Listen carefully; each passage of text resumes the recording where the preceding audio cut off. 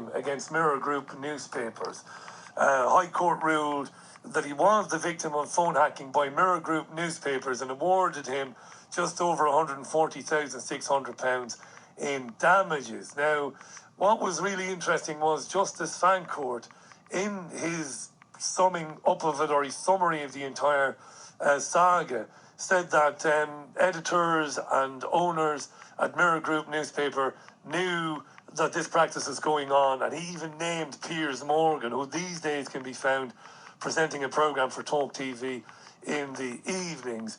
Morgan later on took to the steps outside his home, addressed the media, and launched into a fairly extraordinary diatribe against Prince Harry and the whole process. I want to talk about that and the implications of it for the media. No better woman than a friend of ours, Christine Hart. Christine is a private investigator and Sunday Times best-selling author. And as we know, she worked in Fleet Street for many years, for The Sun, for other newspapers, investigating some of the biggest news stories of the day. Let's welcome back to the show Christine Hart. How are you, Christine? Are you there? And it was all going so well. I'm sorry. Did you mute yourself? You forget to click the mute button. I just thought it was Monday. These things only happen on a Monday. Do you know there was a university course looked into this? Spent 2 years, spent incredible amounts of money, and determined that for a number of reasons, yes, things do tend to go more wrong on a Monday. So anyway, not that I want to bore you with any of that old nonsense. It's good to have you back. I know you're busy. I've never been a big fan of Piers Morgan, so I'll put that out there straight away. It wasn't really until 2020 that I took a real turn against him because of his conduct on Good Morning Britain when interviewing government ministers about COVID restrictions. But we might come back to that. Do you think Morgan is in trouble here? Well, yes, Rich, he is. As you know, I worked for the News of the World for many years, and it was I who actually brought in the phone hacking inadvertently. I had a boyfriend who was very, upper middle class, much moneyed, and connected to MI6. So he worked for all of the ex-spook agencies in London. They're not that many, but they tend to be ex-MI6 rather than ex-MI5. And he worked for all of those. And I brought him into the News of the World. Now, he brought in phone hacking. It was a trick he learned, I think, from these agencies. And he brought it into Fleet Street now. He brought it to the two newspapers that I was working for, so the News of the World and the Sunday Mirror. So that's how it got into the Sunday Mirror. Now, the News of the World found out that the Sunday Mirror were also using this man. It's called John. And they stole John's office boy called Glyn Mulcair. They hired him for, I think, $100,000 a year. They owed John Boyle $250,000, and they just told him to get lost. Now, what happened, he didn't like that, so he basically finished them. So there was no, Nick Davis from The Guardian finished them, or hacked off finished them. It was John Boyle finished them in this all-out war. But he carried on working in Fleet Street. He worked for the Sunday Mirror, and then he slipped round, did a little bit of work for the Sun, but Mirror Group was his home. So Mirror Group are actually just as culpable as the News of the World. So I don't know if they're going to fold. But what I don't like about this, I was named in it as supposedly spying on the Rolling Stones and spying on Tom Cruise in his hotel room. And what I don't like about it is the people that are doing the investigation, they're all about money. They're all about making books out of this, about making money. And so you've got the corruption. There's been private investigators that have been threatened. They had to move house. There's been fights between these people and the private investigators in the street. There's been lies made up around Doreen Lawrence. So I think this needs to be looked into too. And it's going to come to a head with the Mail trial. The Mail were never phone hacking, you see. So the Mail are going to have this big blowout war. Why was the Mail not phone hacking, Chris? If everybody else was doing it, And I'm fascinated by what you said at the outset of this. This man who you knew, who had figured out how to do it. Do I understand that he figured out that if you had the mobile phone number of somebody, whether it be a celebrity or anybody, and if you dialed it, but if you dialed it and included an extra digit, or if you included a digit at the beginning, you got instant access to their voicemails? Was that it? Was that what he figured out? Yes. Yeah. Yes. But there's an interesting story how this began. I mean, I was, as well as working for the press, I also had an advert in Yellow Pages, and I was rung up one day by a firm called CIEX, and I took along an army guy that was doing surveillance for me. We sat down, and this computer company along Buckingham Gate said, oh, we want to hire you to do a surveillance against this film guy's come over from South Africa. 6 other agencies have tried and failed. We want you to go out and do a surveillance. So did the surveillance, and the guy was so surveillance aware that it failed. I wasn't very happy about that. And in the end, I located him, went back in on my own to CIEX Limited, went into their boardroom, and suddenly all these guys were coming in. There was about 6 of them, anti-head of terrorism, anti-head of Scotland Yard, ex-head of all these retired guys who were part of this company that I later learned CIEX meant, it's French for Company X. CIE is Company, X just means X. And it's Michael Oatley's firm. Michael Oatley is XMI6. And these guys sat down and looked at me very seriously, and they didn't want to talk about the job. They wanted to talk about the News of the World. They said, how much access do the News of the World have to the boys at Hereford? And I laughed and I said, well, a lot, because the News of the World were using serving SAS to spy on Diana, royalty, Tony Blair, politicians. So they were really out of control. They had more power than the state itself at one point, although they didn't have a private army, obviously. Well, in a way, the ex-SAS guys, were like a private army. So MI6, long before, now this is in 1996, so MI6, which is what Company X is, were looking at the News of the World long before any of the phone hacking. Now, suddenly, this man called John Boyle, who works for them and other agencies, appeared. And he said to me, Christine, I want you to introduce me to the news editors, Alex Marinchek, and Phil Hall and Greg Miskew, which I did. And now John Boyle brought in that phone hacking trick. Now, it could be that this was brought in as a dirty kind of Trojan horse to get the powers of the press revoked. So they became a kind of toothless kind of tiger that can't ever have any power. That's, a whipping boy, basically. And do you think that's a genuine possibility, that they introduced the newspapers to the fundamentals of how to hack people, so that they could eventually use this to bring down the papers and to, as you said, to weaken the press's ability to hold power to account? Yeah, 100%. Wow. And you know why? What the big clue is, this guy, and I'll name him, he's called John Boyle. He lives in a £10 million mansion out in Peasmarsh. Operation Wheating couldn't get near him. There was a barrister at the gate. And also journalists and book writers such as Nick Davies from The Guardian hasn't mentioned him in his book, nor is James Hanning, who wrote The News Machine, although I know James Hanning is frustrated about that. There's also been people like Sylvia Jones who wanted to do a documentary for Channel 4 about him. And she then said to me, oh, it's been kicked into touch. And I said, why? And she went, up high. So it's like he's been pulled out. So he actually brought it in, yet he's not been mentioned. His office boy has been put forward as the main one that brought in phone hacking. So yes, I think, I think it was an operation. Yeah, I do, 100%. No, sorry, I'm just trying to knit this together for myself as much as for the listeners. So the office boy was Glenn Mulcair, who's taken the fall for this guy Boyle. Amazing stuff there. And John Boyle is, of course, now, literally, I'm a journalist myself. They would salivate. If they were really reporting this, they would salivate over John Boyle. I mean, he's attractive, he's upper middle class. I think he went to Eton. I mean, he lives on an estate and he owns the estate. I mean, so what isn't that a journalist's dream to write about? Here's the man that invented phone hacking, but all you hear about is his office boy, you know, this little working class guy who doesn't know much about much. He's obviously not aware that you and I are speaking, and I'll have to reach out to him somehow later on to offer him right of reply, this John Boyle. That's fine. You'll be lucky. I know, I'm guessing, but I will have to anyway, due diligence. That's right. Has anybody ever doorstepped Boyle and said, hey, listen, we believe you're the man behind the phone hacking, we believe you're the head honcho? Has anybody ever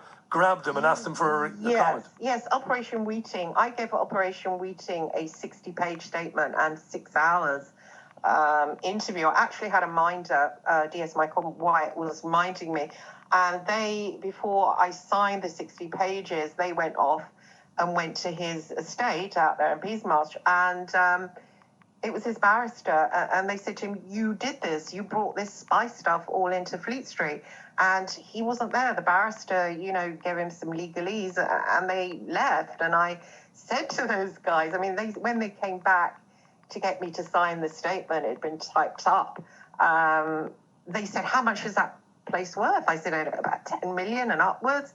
And I said, did you even speak to him? And they said, we didn't even set eyes on him. So, and there's no photographs online. I mean, he's a really good looking guy. There's no pictures of him on. He's a ghost. I mean, you won't be able to get hold of him. Yeah, imagine you're right. Imagine that the entire phone hacking saga, while it did hurt a lot of people, it certainly did, you know, so actresses and actors and others, it hurt them and embarrassed them.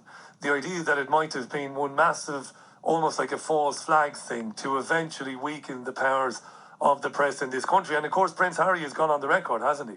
As I'm paraphrasing him, he hasn't said, I'm going to destroy the press. He hasn't said that, but he said, look, I'm going to make it happen.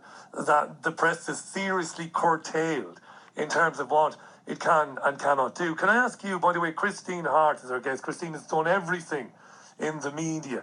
Tell me this, why, and we're all pals now, so I'm not going to grill you. Why were you hanging around Tom Cruise and the Stones? What were you trying to find out about them? I think, you know, when you come into Fleet Street, I mean, I came in because, you know, the Ian Brady interest. I ended up dating Phil Hall. He brought me into Fleet Street when I was 22 years of age. I think everybody goes into Fleet Street trying to be, is it Woodward and Bernstein? Right. And they have this romantic view. They're going to topple the government, or they're going to do something, you know, really exciting to do with war. And all you get from the tabloids is, what's this celebrity doing? What's that celebrity doing? And you know, other journalists, it made their hearts sink. It made my heart sink. Yeah. I mean, because you don't want to be doing it. I don't want to be, much as I think Tom Cruise is hot, I don't want to be prowling the Dorchester, wherever it is, you know, looking to try and get into his hotel room and, you know, clawing his bed sheets. I don't want to be doing that. And tell me this, Christine, tell me this on this, because I've known you for a few years. We've never met, but I've known you to talk to you. And I love having you on. You're a brilliant guest. I mean, you really are. But at any time, did your conscience nag you at any time? Like, did you say to yourself, I don't care how much money this guy has got, or Ronnie Wood has got, or Mick Jagger has got, maybe they don't deserve this, maybe? Did that ever occur to you? I'm not having a go at you now, because I know this is widespread practice even today with paparazzis and investigative journalists working for the press. But did you know, as a decent human being, did you say to yourself, maybe I shouldn't be doing this?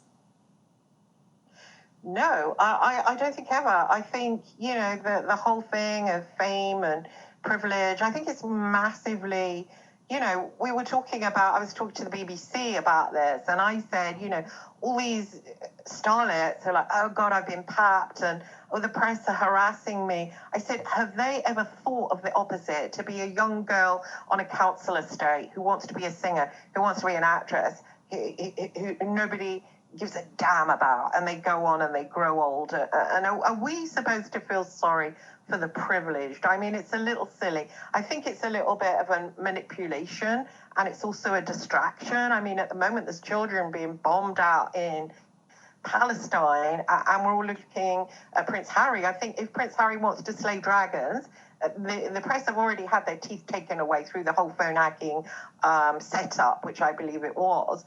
and it doesn't need anything else because it's just going back into history. Why doesn't Prince Harry slay dragons with looking at children being killed now out in Palestine and being a voice for that, like his mother was a voice for landmines? I mean, we're on side with those children being murdered out in Palestine. It's pretty sick, and I think World War III is going to erupt, and it's going to start in the middle of the Red Sea because you know what's happening out there. I mean, I don't think Yemen is going to back down. Seems like Yemen is the only one that cares about child murder. So I think it's a massive distraction, and I know lots of your listeners will agree with me. Yeah, I think they will undoubtedly. But I'm going to just have one final go at you on the hacking. Go ahead. No, and on the snooping around. I don't think, wealth and the privilege that goes with it. And Tom Cruise earned his wealth. Now, you might say $20 million a film is outlandish, and I would agree with you. But, you price yourself at whatever the market value is. I would say that you're still dealing with a human being. And, I find it morally reprehensible. Not you, even though I probably am saying I'm finding you morally reprehensible. Okay. But this thing, of sneaking around bedrooms and, pulling up, bits of carpet and everything, going through bins. I just think it's not great. I don't think anybody deserves it. That being said, if it's somebody in the public eye in terms of politics or geopolitics and they've got a certain position on one thing or another, and you might be trying to kind of out the person or unmask them as some sort of hypocrite, I kind of get it. But where celebrities who just make films and write songs, I think they should just be left alone, really. Well, I do, and as you know, I moved out to Belfast and worked for the Sunday Times and specialised in paramilitaries and luckily got to leave the celebrities behind. But I think journalists don't want to do that. I think it's the editors that push it. I know for a fact that they don't want to do it. And the public hunger for wanting to find out their business, I mean, that has to die out, that prurience, that kind of whatever it is, that interest in them. And I also think it's wrong that society, because we haven't got God, we're an atheist country. We have the celebrities as the priests and priestesses. They're the priests and priestesses of the New World Order. And so everybody looks up to them like, what do they do next? And I think it has to be replaced by God. And we have to say, who cares what they're doing? Like, do I care what bed sheets Ritchie Allen has? I mean, not really. I mean, what's the difference between you and Tom Cruise? Yeah. Why should there be a difference? Is he superhuman? And I think as a society, we have that view of people like that, and we should take it back. That's very interesting, that. Your characterization of celebrities as somehow having replaced the creator and that they're worshipped by people. We know that, you go into any supermarket, you're confronted immediately by racks and racks of magazines with photographs of people. I don't know who half of these people are. And yeah, there seems to be an obsession with it. And you think there's a bit of a moral decay, do you, because of this? Because God has been abandoned. And in God's place, we have celebrity. And I suppose then, Jesus, if you take it a step further, you see a lot of kids, and I live in an area where it's a very young population. And I see a lot of kids regularly in the parks and out on the streets playing, and they're making videos for TikTok, constantly making videos for TikTok and filming themselves. So there's a big vacuum there, a big moral vacuum, you think, Christine? Yeah, there is a moral vacuum, and I don't think we're in touch with God in this country, not at all. I mean, just what's going on, I don't know if you're following it, but just seeing the suffering in Palestine and, seeing I know there's been so many people out marching and, that's great, but I mean, we're just watching that, aren't we? And it's going to be on all our souls, that massive stain about, what's going on out there. It's just we're a country that's lost its way. We're a country without God. A country without God is a failed country. And these celebrities, they take the place of God. And I think it's wrong. I think it's really wrong. I think there's the moral decay, not that, let's make them even more godlike. At least the tabloids wrote, a few grubby things about them. Now they're going to be even more elevated. I think get rid of them. Don't give them so much attention. Let them know who they actually are, and get back to looking to, you know, the saints, the angels, and you know, the Creator, and worship that. Be interested in that. You know, and don't buy these papers. Don't buy them. Stop buying them. Stop reading them. Yeah, I read them for the purposes of the show, but I'm not a believer in. I'm agnostic, I suppose, but my agnosticism hasn't prevented me from, you know, being a pretty moral, pretty decent person. It's not essential, I don't think, believing in a benevolent higher power. It's not essential for living a decent life where you do some good or try to do some good, you know. I mean, I do, but I don't share your faith. What do you think? But weren't you brought up Catholic? Nice Catholic boy. I was, and that's ultimately what beat it out of me, Christine. You should know this. You know, you should know what went on across the Irish Sea. A lot of us have no time for it anymore. But this is a really interesting theme. But I want to go back momentarily to where we began this, and this is with Piers Morgan, because it's been claimed that, I mean, it was claimed in the High Court last week that Morgan knew, end of story. He denies it. If the High Court judge is right, fan court, it means that Morgan perjured himself during the Leveson hearings. I wondered, is Morgan worried about having his collar felt? I mean, do you believe that he knew this was going on when he was the youngest editor in the country at the Mirror? You think he must have known this was going on and participated in it? Yeah, sadly. I mean, because the editors, and I won't name them, of the Sunday Mirror knew, and they all mixed in. It was all Mirror. So yes, he did know. I don't think he'll get his collar felt. Isn't he one of those people with 9 lives that sort of have so many good connections that, I mean, there was supposed to be a phone hacking trial. I was supposed to be a witness from Whiting, but he pleaded guilty, and so it was all stand down. And so the truth didn't come out, you know, the truth about how it came in, the involvement of Company X, the involvement of MI6, the involvement of John, you know, the real story behind it. So that's never come out. So why would it come out? Why would Piers Morgan have to trot off to Belmarsh? He'd get a hard time in there, wouldn't he, from the Muslim Brotherhood? I imagine he would do. Yeah, he's taken a very pro-Israel stance in terms of the program he presents. Yeah. So he has, horrifically, yeah. I mean, I share your thoughts on that. I think it's approaching 20,000 people dead there now. It's amazing how easy it is to say things like that. 20,000, most of whom are women and children. Oh, it's terrible. It's horrendous, isn't it? I mean, it's a championship it's football just horrific, stadium. Isn't it? I mean, And because you tweet a lot about it. you're cut. Yeah, we're breaking up. I tweet a lot about it, yeah. I'll tell you what I'm going to do. I'm going to very briefly just cut the line and then go back, because the line is very bad there. Christine Hart is our guest, Fleet Street journalist, investigative reporter, private investigator. She's working as a private investigator these days. Let's see, can we clear that line out and get her back on. It's coming up for 7 minutes to the top of the air. Yeah, we lost you momentarily there. You were breaking up. Sorry about that, Christine.